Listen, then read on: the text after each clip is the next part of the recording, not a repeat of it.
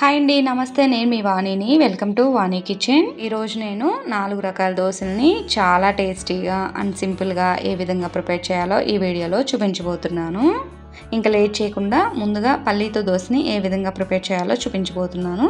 ముందుగా ఒక బౌల్ తీసుకోవాలి. అందులోకి 1 గ్లాసు రేషన్ బియ్యాన్ని వేసుకోవాలి. మీరు నార్మల్ బియ్యంతోనైనా ఈ దోశని వేసుకోవచ్చు. 1/2 గ్లాసు పల్లీలను వేసుకోవాలి. మినపప్పు లేకుండా ఇలా పల్లీలను వేసి ఈ దోశని నేను ప్రిపేర్ చేస్తున్నాను. 1 స్పూను మెంతులు వేసుకోవాలి. మనం ఏ గ్లాస్తో అయితే బియ్యము పల్లీలని కొలుచుకున్నామో అదే గ్లాస్తో 3/4 గ్లాసు అటుకులను వేసుకొని వీటిని 3 to 4 టైమ్స్ శుభ్రంగా కడుక్కోవాలి. నెక్స్ట్ ఇందులోకి మనం తాగే వాటిని యాడ్ చేసుకొని ఒక 4 అవర్స్ అయితే ఈ బియ్యాన్ని పల్లీలని అన్నిటిని నానబెట్టుకోవాలి. 4 అవర్స్ తర్వాత మూత తీసుకొని ఈ బియ్యము పల్లీలు అన్నీ మంచిగా నానిపోయాయండి. వీటిని ఇంకేమీ కడగకూడదు, డైరెక్ట్గా మిక్సీలో వేసుకొని గ్రైండ్ చేసుకోవాలి. ఇప్పుడు వీటిని గ్రైండ్ చేయడం కోసం ఒక మిక్సీ జార్ తీసుకొని ఈ పల్లీల్ని మిక్సీ జార్లోకి సగం వరకు వేసుకోవాలి.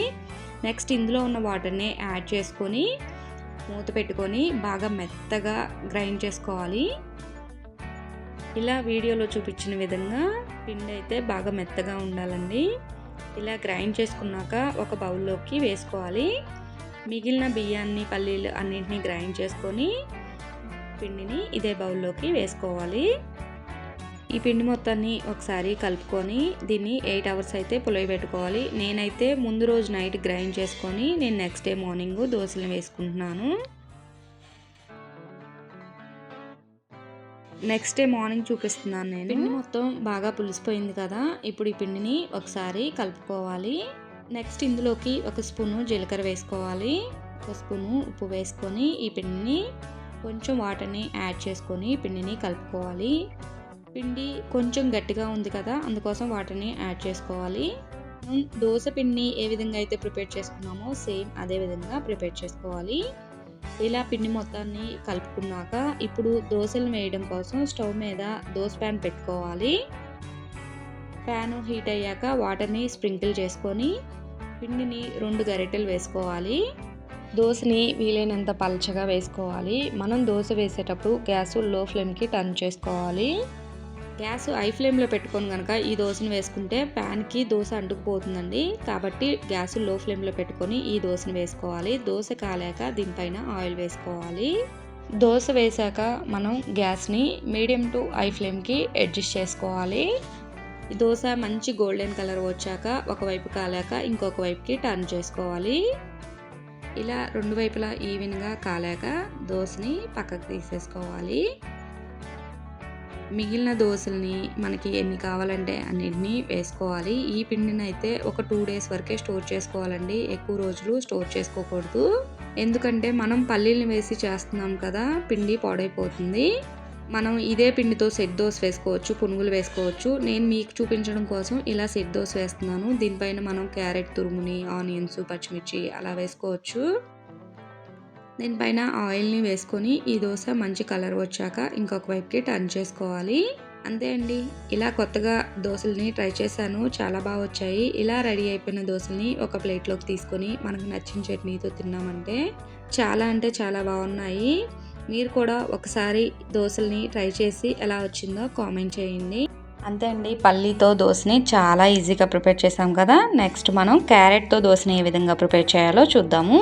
ఒక బౌల్ తీసుకోవాలి. అందులోకి 1 గ్లాసు రేషన్ బియ్యాన్ని వేసుకోవాలి. 1/2 గ్లాసు మినపగుళ్ళని వేసుకొని వీటిని 2 టైమ్స్ శుభ్రంగా కడుక్కోవాలి. నెక్స్ట్ ఇందులోకి వేరే వాటిని యాడ్ చేసుకొని ఒక 6 అవర్స్ నానబెట్టుకోవాలి. నెక్స్ట్ వేరే బౌల్ తీసుకొని మనం బియ్యాన్ని ఏ గ్లాస్తో అయితే కొలుచుకున్నామో అదే గ్లాస్తో 1/2 గ్లాసు అటుకుల్ని వేసుకోవాలి. ఇందులోకి కొంచెం వాటర్ని యాడ్ చేసుకొని ఒకసారి శుభ్రంగా కడుక్కోవాలి.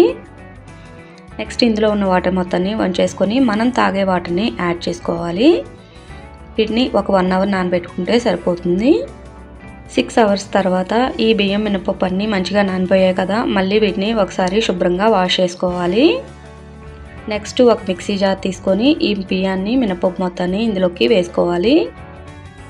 నెక్స్ట్ మనం నానబెట్టుకున్న అటుకుల్ని వాటర్తో సహా ఇందులోకి వేసుకోవాలి. మూత పెట్టుకొని బాగా మెత్తగా గ్రైండ్ చేసుకోవాలి. ఇలా గ్రైండ్ చేసుకున్న పిండిని ఒక బౌల్లోకి వేసుకోవాలి.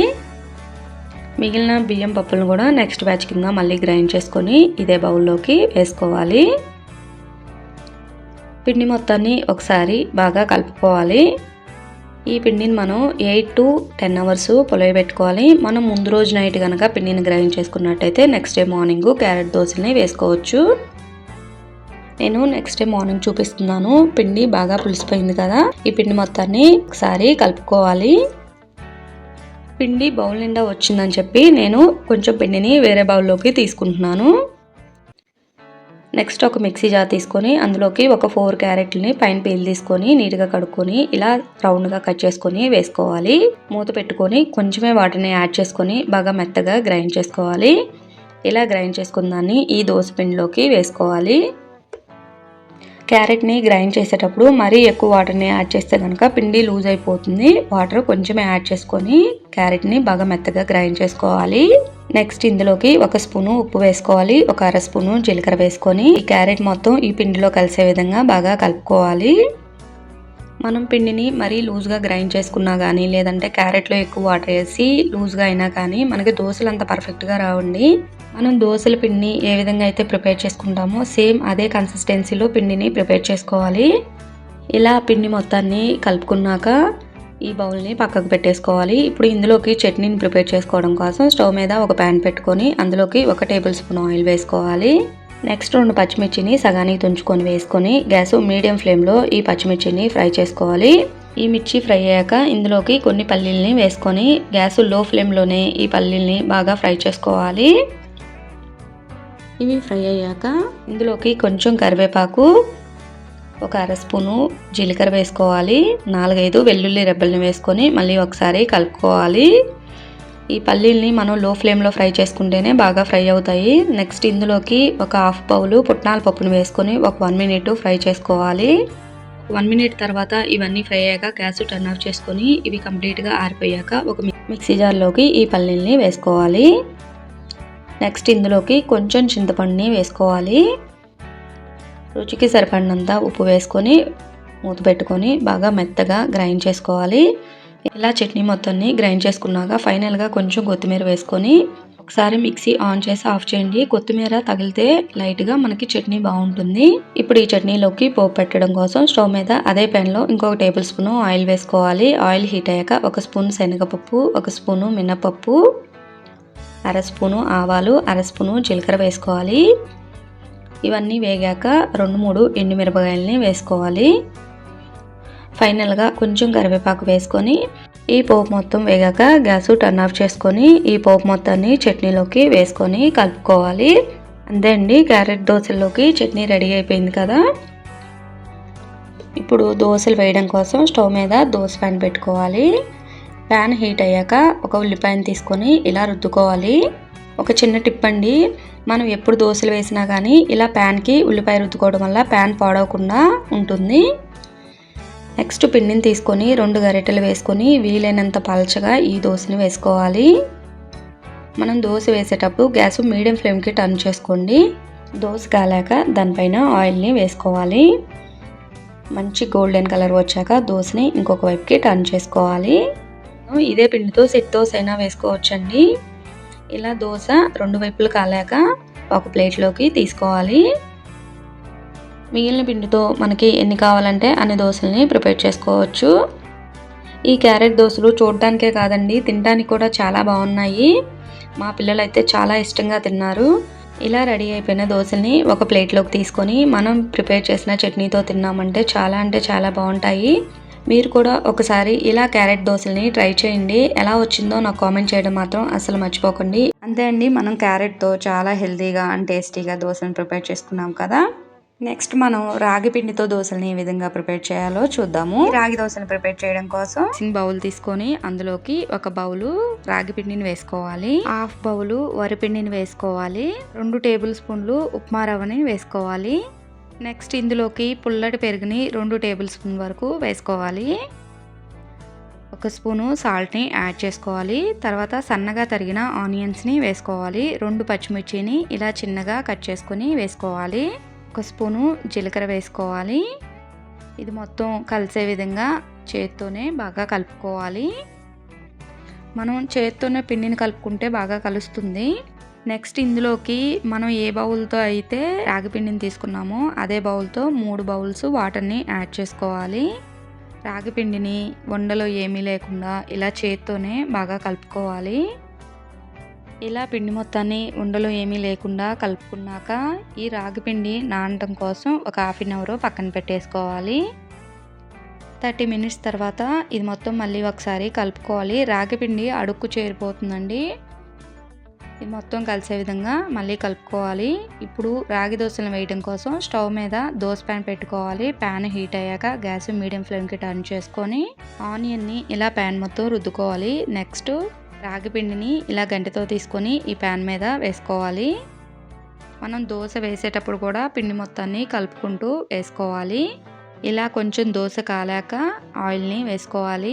దోశ ఒకవైపు కాలాక కొంచెం జాగ్రత్తగా ఇంకొక వైపుకి టర్న్ చేసుకోవాలి. మనం ఫాస్ట్గా కనుక తిప్పేస్తే దోశ విరిగిపోతుంది. రెండో వైపుకి తిప్పాక దోశ ఇంకొక 2 మినిట్స్ కాల్చుకోవాలి. ఇలా రెండు వైపుల దోశ కాలాక ఒక ప్లేట్లోకి తీసుకోవాలి. మిగిలిన దోశలను కూడా అన్నిటినీ ఈ విధంగా ప్రిపేర్ చేసుకోవాలి. పిల్లలకి ఏదైనా హెల్దీ బ్రేక్ఫాస్ట్ రెసిపీ చేయాలి అనుకుంటే కనుక ఇలా రాగి దోశతో దోశ వేయండి, చాలా ఇష్టంగా తింటారు. ఈ రాగి దోశ కాలడానికి కొంచెం టైం పట్టిద్దండి. ఒకవైపు కాలాక ఇంకొక వైపుకి టర్న్ చేసుకోవాలి. మనం దోశ కాలకుండానే కనుక ఇంకొక వైపుకి టర్న్ చేస్తే దోశ విరిగిపోతుంది. కొన్ని జాగ్రత్తలు పాటించి ఈ దోశను చేసుకుంటే చాలా ఈజీగా చేసుకోవచ్చు. అంతే అండి, మార్నింగ్ టైంలో ఎటువంటి హడావుడి లేకుండా చాలా హెల్తీగా ఈ దోశల్ని ప్రిపేర్ చేసుకోవచ్చు. ఇలా రెడీ అయిపోయిన దోశని ఒక ప్లేట్లోకి తీసుకొని మీ ఇంట్లో వాళ్ళకి సర్వ్ చేయండి, చాలా ఇష్టంగా తింటారు. ఈ రాగి దోశలు అయితే చాలా క్రిస్పీగా చాలా అంటే చాలా బాగున్నాయండి. నెక్స్ట్ జొన్న దోశ అండ్ చట్నీని చాలా ఈజీగా అండ్ టేస్టీగా ఏ విధంగా ప్రిపేర్ చేయాలో ఈ వీడియోలో చూపించబోతున్నాను. ట్రై చేయవలసిన రెసిపీ అండి. ఇప్పుడు లేట్ చేయకుండా ఈ జొన్న దోశని ప్రిపేర్ చేయడం కోసం ఒక బౌల్ తీసుకొని అందులోకి 2 గ్లాసుల జొన్నల్ని వేసుకోవాలి. నేనైతే తెల్ల జొన్నలు తీసుకుంటున్నానండి, మీరు కావాలంటే పచ్చ జొన్నలైనా వేసుకోవచ్చు. 1 స్పూన్ మెంతులు వేసుకొని ఈ జొన్నల్ని 3 to 4 టైమ్స్ శుభ్రంగా వాష్ చేసుకోవాలి. మళ్ళీ తిరిగి ఇందులోకి నీళ్లు పోసుకొని ఈ జొన్నల్ని 8 అవర్స్ నానబెట్టుకోవాలి. వీటితో పాటు మినపప్పు కూడా ఒకేసారి నానబెట్టుకోవాలండి. 2 గ్లాసుల జొన్నలకి 1 గ్లాస్ మినపప్పును వేసుకోవాలి. ఈ మినపప్పును కూడా 2 సార్లు శుభ్రంగా కడుక్కోవాలి. మీరు మినపప్పుకు బదులు మినపగుళ్ళైనా తీసుకోవచ్చు. ఇలా కడుక్కొని వాటర్ మొత్తం వంచేసుకున్నాక మళ్ళీ తిరిగి ఇందులోకి వాటర్ని వేసుకొని వీటిని కూడా జొన్నలతో పాటు నానబెట్టుకోవాలి. మీరు మినపగుళ్ళు తీసుకున్నట్టయితే 3 అవర్స్ నానబెట్టుకుంటే సరిపోతుంది. నెక్స్ట్ వేరే బౌల్ తీసుకొని అందులోకి మనం ఏ గ్లాస్తో అయితే జొన్నలు తీసుకున్నామో అదే గ్లాస్తో 1/2 గ్లాసు అటుకులను వేసుకోవాలి. ఈ అటుకులను కూడా ఒకసారి శుభ్రంగా కడుక్కున్నాక ఇందులోకి మనం తాగే వాటర్ని యాడ్ చేసుకొని ఈ అటుకులు నానబెట్టుకోవాలి. ఈ అటుకుల్ని మనం పిండిని గ్రైండ్ చేసుకునే 1/2 an hour ముందు నానబెట్టుకుంటే సరిపోతుంది. 8 అవర్స్ తర్వాత చూపిస్తున్నానండి నేను. ఈ జొన్నలు అంతా మంచిగా నానిపోయాయి కదా, ఇప్పుడు ఈ జొన్నల్ని మళ్ళీ ఒకసారి శుభ్రంగా కడుక్కోవాలి. ఈ మినపప్పును కూడా పొట్టుపోయే విధంగా శుభ్రంగా కడుక్కోవాలి. మినపప్పులో అయితే సన్నని రాళ్ళు కూడా ఉంటాయండి, జాగ్రత్తగా కడుక్కోండి. నేనైతే మరీ తెల్లగా అయితే కడుక్కోలేదు, మినపప్పుని కొంచెం పట్టు ఉంచుకున్నాను. నెక్స్ట్ ఒక మిక్సీ జార్ తీసుకొని మినపగుళ్ళుని, జొన్నల్ని, అటుకుల్ని అన్నిటిని మిక్సీ జార్లో వేసుకోవాలి. ఇందులోకి కొంచెం వాటర్ని యాడ్ చేసుకొని మిక్సీ జార్ మూత పెట్టుకొని మెత్తగా గ్రైండ్ చేసుకోవాలి. ఇలా గ్రైండ్ చేసుకున్న దాన్ని ఒక బౌల్లోకి వేసుకోవాలి. మిగిలిన మినపప్పుని, జొన్నలను కూడా మళ్ళీ గ్రైండ్ చేసుకొని పిండిని ఇదే బౌల్లోకి వేసుకోవాలి. ఇలా పిండి మొత్తాన్ని గ్రైండ్ చేసుకొని ఈ బౌల్లోకి వేసుకున్నాక పిండి మొత్తాన్ని ఒకసారి కలుపుకోవాలి. ఇలా పిండి మొత్తాన్ని కలుపుకున్నాక మనం ఈ పిండిని 8 to 10 అవర్స్ అయితే పులియబెట్టుకోవాలి. మనం ముందు రోజు నైట్ కనుక పిండిని గ్రైండ్ చేసుకున్నట్టయితే నెక్స్ట్ డే మార్నింగ్ దోశ వేసుకోవచ్చు. నేను నెక్స్ట్ డే మార్నింగ్ చూపిస్తున్నా చూడండి. పిండి అయితే చాలా బాగా పులిసిపోయింది. పిండి ఎంత బాగా పులిస్తే మనకి దోశలు అంత పర్ఫెక్ట్గా వస్తాయి. పిండి బౌల్ నిండా వచ్చిందని చెప్పి నేను కొంచెం పిండిని వేరే బౌల్లోకి తీసుకున్నాను. మనం మిగిలిన పిండిని సాల్ట్ ఏమీ యాడ్ చేయకుండా ఫ్రిడ్జ్లో పెట్టుకొని 1 week వరకు స్టోర్ చేసుకోవచ్చు. ఇందులోకి 1 స్పూన్ సాల్ట్ని యాడ్ చేసుకొని కొంచెం వాటర్ని యాడ్ చేసుకోవాలి. ఇలా పిండి మొత్తాన్ని ఒకసారి కలుపుకొని పిండిని పక్కన పెట్టేసుకోవాలి. ఈ జొన్న దోశల్లోకి చట్నీ ప్రిపేర్ చేయడం కోసం స్టవ్ మీద ఒక ప్యాన్ పెట్టుకోవాలి. అందులోకి 1 టేబుల్ స్పూన్ ఆయిల్ వేసుకోవాలి. 1 బౌలు పల్లీలను వేసుకొని గ్యాస్ లో ఫ్లేమ్లో ఈ పల్లీల్ని కలుపుకుంటూ ఫ్రై చేసుకోవాలి. ఇందులోకి 2-3 ఎండుమిరపకాయలను కూడా వేసుకొని కలుపుకుంటూ ఫ్రై చేసుకోవాలి. మీరు ఎండుమిరపకాయలకు బదులు పచ్చిమిరపకాయలైనా వేసుకోవచ్చు. ఇలా పల్లీలు మొత్తం ఫ్రై అయ్యాక ఇందులోకి కొంచెం కరివేపాకు, కొత్తిమీరను కూడా వేసుకోవాలి. 2 వెల్లుల్లి రెబ్బలను కూడా వేసుకొని ఇది మొత్తం ఒకసారి కలుపుకొని గ్యాస్ టర్న్ ఆఫ్ చేసుకోవాలి. ఈ పల్లీలు మొత్తం చల్లారాక ఒక మిక్సీ జార్ తీసుకొని అందులోకి ఈ పల్లీల్ని, కొత్తిమీర అన్నిటిని వేసుకోవాలి. ఇందులోకి కొంచెం చింతపండుని వేసుకోవాలి. చింతపండు మరీ ఎక్కువ వేయద్దండి, పుల్లగా ఉంటుంది చట్నీ. ఒక అర స్పూను ఉప్పు, కొంచెం జీలకర్ర కూడా వేసుకొని మూత పెట్టుకొని మెత్తగా గ్రైండ్ చేసుకోవాలి. ఇలా గ్రైండ్ చేసుకున్న చట్నీని వేరే బౌల్లోకి ట్రాన్స్ఫర్ చేసుకోవాలి. ఈ చట్నీలోకి నేనైతే పోపు ఏం వేయడం లేదండి, మీరు కావాలంటే పోపు వేసుకోవచ్చు.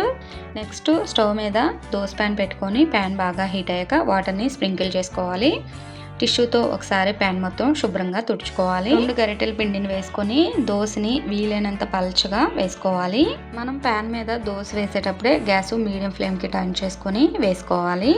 దోస కొంచెం కాలాక దానిపైన ఆయిల్ని వేసుకోవాలి. దోస మంచి గోల్డెన్ కలర్ వచ్చేంత వరకు కాల్చుకోవాలి.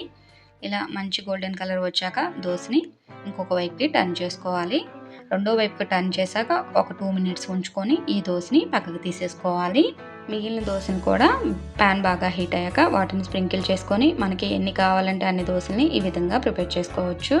అంతే అండి, ఇలా రెడీ అయిపోయిన దోశల్ని ఒక ప్లేట్లోకి తీసుకొని మనం ప్రిపేర్ చేసిన చట్నీతో తిన్నామంటే చాలా బాగుంటాయి. మీ ఇంట్లో వాళ్ళు చాలా ఇష్టంగా తింటారు.